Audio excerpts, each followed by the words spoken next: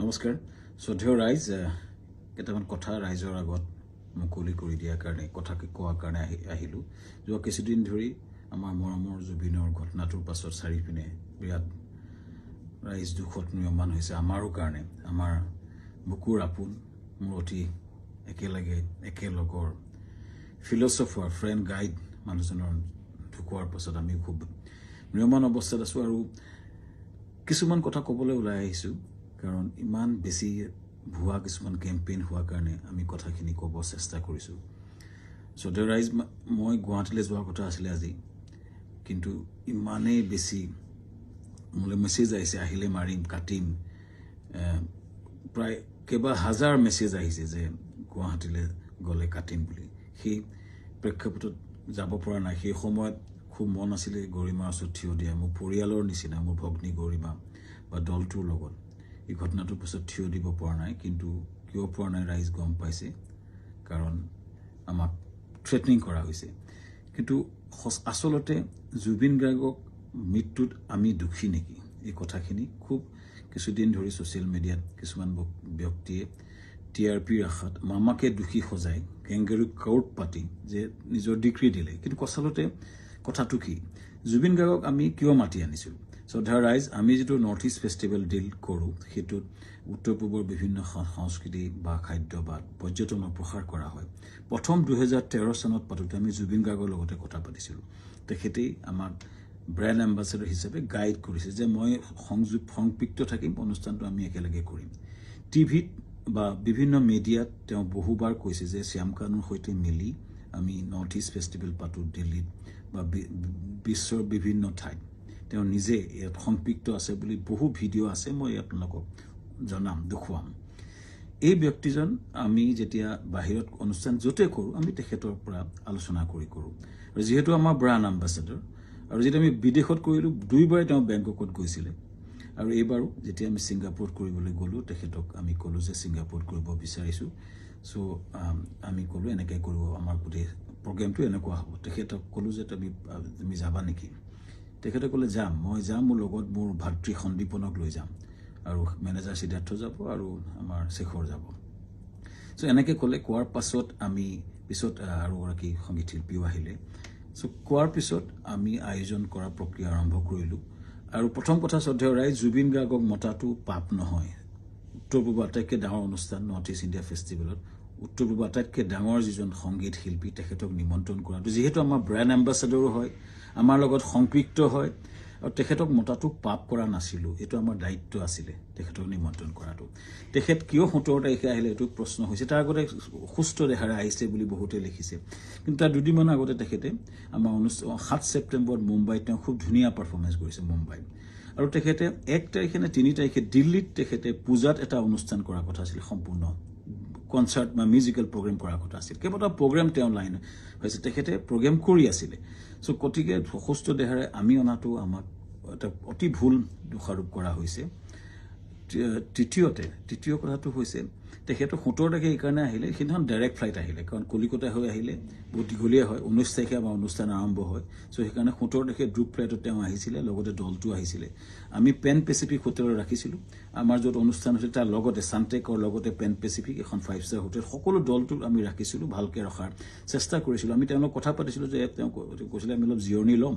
আৰু 19 তাৰিখে তেওঁ আৰম্ভণি অনুষ্ঠানত তেওঁ থাকিব আৰু 20 তাৰিখে তেওঁ দুটামান গান গাব ভূপেন হাজৰিকাৰ এটা ট্ৰিবিউট দিব এইটো আলোচনা আমাৰ হৈছিলে পিছত 18 তাৰিখে দিনাখন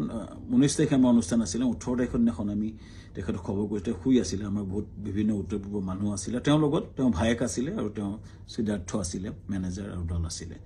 19 তাৰিখৰ দিনা ঘটনাটো ঘটিলে যেতিয়া আমাৰ সেইদিনাখন উত্তৰ পূৰ্বৰ বিভিন্ন মন্ত্ৰী বিষয়াৰ লগত আমাৰ এখন মিটিং চলি আছিলে উদ্যমীসকলৰ লগত ছিংগাপুৰৰ মিটিং চলি আছিল যাতে আমি ৰাতিপুৱাই গৈছিলোঁ তেতিয়াই এই জাহাজৰ ঘটনাটোৰ কথা মোক সিদ্ধাৰ্থ শৰ্মাই ফোন কৰিছিলে 3:30 বজাত আমাৰ মিটিং আৰম্ভ হৈছিলে 12:30 বজাত চ' 11:30 মানতে মই চাংগ্ৰিলা হোটেলত গৈছিলোঁ আৰু তাত 3:30 মান বজাত আমি গম পাইছিলোঁ যে এনেকুৱা ঘটনা এটা ঘটিছে সিদ্ধাৰ্থই ফোন কৰিছিলে ক'ত ঘটিছে কেনেকৈ ঘটিছে আমি একো গম পোৱা নাছিলোঁ লগে লগে বহুখিনি তাকে লৈ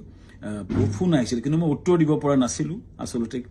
ইমান ডাঙৰ ঘটনাটো আমাৰ মৰমৰ বুকুৰ আপোন মানুহজন এনেকুৱা ঘটনা ঘটিছে কথাটো আমাৰ কাৰণে এটা থটমটৰ নিচিনা হ'ল আৰু লগে লগে আমি দূতাবাসৰ লগত কথা পাতি তালৈ গ'লোঁ আৰু ঘটনাটো হ'ল আৰু এই ঘটনাটোৱে সকলোকে মুখৰে মাত নাইকিয়া কৰিলে আৰু গম পাই লগে আমাৰ অনুষ্ঠানটো বাতিল কৰা বুলি আমাৰ হাই কমিছনে নিজস্বভাৱে ঘোষণা কৰিলে আৰু অনুষ্ঠান তাতে বাতিল কৰা হ'ল তাৰ পিছতো কোনোবাই উলিয়াইছে আমি প্ৰগ্ৰেম কৰি আছিলোঁ বুলি কিন্তু আচলতে আমাৰ ভাৰতৰ ৰাষ্ট্ৰদূতে এইটো ডিক্লেয়াৰ কৰিছিলে অনুষ্ঠানটো সম্পূৰ্ণ বাতিল কৰা হৈছিলে আৰু সেইটো পিছতো আমি টিমটোৰ লগত লাগি কেনেকৈ আমাৰ পাৰ্থিৱ শৰীৰটো গুৱাহাটীলৈ পঠাব পাৰি তাৰ লগত মই কাম কৰিছিলোঁ সিদ্ধাৰ্থ লগত আমাৰ মৰ্গত আমাকে যাবলৈ দিয়া হৈছিলে সিদ্ধাৰ্থ আৰু সন্দীপন শেখৰৰ লগত আৰু তাৰপিছতে কেম্পেইনটা আৰম্ভ হ'ল আমাৰ বিপক্ষে সেইদিনা মই কৈ আছিলোঁ যে মৰ্গলৈ যাওঁ বুলি কোনোবাই সেইটো মদ খাবলৈ যাওঁ বুলি এটা কেম্পেইন কৰিলে কোনোবাই ক'লে যে শ্যামকান্ত মহন্তক ধৰি হত্যা কৰিব লাগে এনেকুৱা ধৰণৰ কেম্পেইন আৰম্ভ হ'ল আৰু এটা ভয়ানক আমাৰ বিপক্ষে এটা কেম্পেইন শ্ৰদ্ধা ৰাইজ এটাই মই ক'ব খুজিছোঁ যে আমি গোটেই প্ৰক্ৰিয়াটোত কোনো পধ্যে জড়িত নাছিলোঁ য'ত ঘটনা ঘটিছিলে তাত 12-13জন মান অসমীয়া সমাজৰ লোক আছিলে আৰু জুবিনৰ দলটো আছিলে যেতিয়া ঘটনাটো ঘটিছিল তাৰ বহু দূৰত আমি আছিলোঁ আমাৰ দলটো বহু দূৰত আছিলে চ' আমাক দোষাৰোপ কৰি এই প্ৰক্ৰিয়াটো কিয় কৰা হৈছে কেইজনমান ব্যক্তিয়ে ইচ্ছা কৰি এটা ডাঙৰ কেম্পেইন কৰি পেলাই আমাক বদনাম কৰাৰ বা হত্যা কৰাৰ প্ৰক্ৰিয়া যিটো কৰিছে শ্ৰদ্ধেয় ৰাইজ তাৰ এটা ন্যায় বিচাৰিছোঁ এতিয়া SIT হৈছে আমি খুব আদৰণি জনাম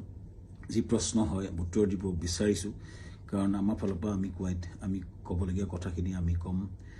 আমি আদৰণি জনাইছোঁ সঠিক তদন্ত হওক কিন্তু এই যিটো ঘটনা ঘটিছিলে জাহাজখনত বহু দূৰত আমি আছিলোঁ আৰু আমাক সেই ঘটনাটোৰ সময়ত এই যিকেইজন ব্যক্তি আছে তেওঁলোকে তাৰ কথা ক'ব পাৰিব কিন্তু আমাক সেই ঘটনাটোৰ সময়ত আমাক সম্পৰ্কে কোৱা আমাৰ একচুৱেলি আমি নাজানিছিলোঁ কিন্তু এটা কথা হয় এই যিটো ঘটনা হ'ল এই ঘটনাটো আমাক সম্পূৰ্ণৰূপে বিধ্বস্ত কৰিছে আমাৰ জুবিন গাৰ্গ আমাৰ কাৰণে আছিলে সাহস জুবিন গাৰ্গ আমাৰ আছিলে ব্ৰেণ্ড এম্বাছাডৰ জুবিন গাৰ্গ আমাৰ অনুষ্ঠানটোৰ মূল হৃদপিণ্ড আছিলে হৃদপিণ্ডজন যোৱাৰ পাছত আমাৰ যি অৱস্থা হৈছে গোটেই দলটোৰ আমাৰ গোটেই বিধ্বস্ত অৱস্থা আমাৰ সকলোৰে আৰু ইয়াৰ পাছত যিটো আক্ৰমণ হৈছে আমাৰ পৰিয়ালৰ ওপৰতো আক্ৰমণ হৈছে ফেক ভিডিঅ' ওলাইছে ফেক ফোন কল ভাইৰেল হৈছে ইমান জুবিন গাৰ্গে এই অনুষ্ঠানটো নিজৰ বুলি আগুৱাই লৈ গৈছিলে তেওঁ অনুষ্ঠানটোৰ গুৰুত্বটো বুজি পেলাই নিজকে আগুৱাই লৈছিলে আৰু সেইজন ব্যক্তিৰ স্মৃতিত আমি বহু কৰিবলগীয়া আছে কিবা যদি জীৱনত কৰিব বিচাৰোঁ জুবিনৰ স্মৃতিত নিশ্চিতভাৱে কৰিব বিচাৰিম কিন্তু এই যিটো অন্যায় হৈছে যিটো মিছা অপবাদ দিছে ন্যায় হওক চৰকাৰক বিচাৰিছোঁ ন্যায় হওক আৰু আমিও ন্যায়ালয়ত যাব লাগিব আমাক দেশত আইন বুলি এটা বস্তু আছে যে মিছা অপবাদত আমাক যিটো কৰা হৈছে বা নিজৰ ঘৰলৈ যাব নোৱাৰা অৱস্থা হৈছে আমি নিশ্চিতভাৱে কিছুমান মানুহ উচতনি দি যিটো কৰিছে আমি ন্যায়ালয়ক নিশ্চিতভাৱে ক'ব লাগিব যে আমাক ন্যায় দিয়ক সুৰক্ষা দিয়ক